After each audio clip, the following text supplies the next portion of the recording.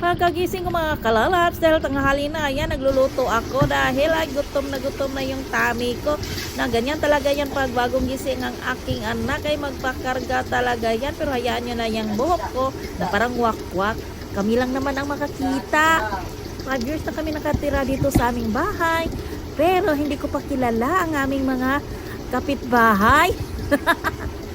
Ganito talaga mga kalalaps, no? Pag gutom na talaga, kahit mainit talaga. Tawag namin dito sa Bisaya ay timo-timo ba? Masarap naman talaga ang tuna na pinirito. Pero hindi ko alam, ay hindi pala sa akin pwede yung mga isda na palang walang kaliskes. Pero hindi, ngayon ko lang nalaman, kaya meron pa naman ay kainin ko.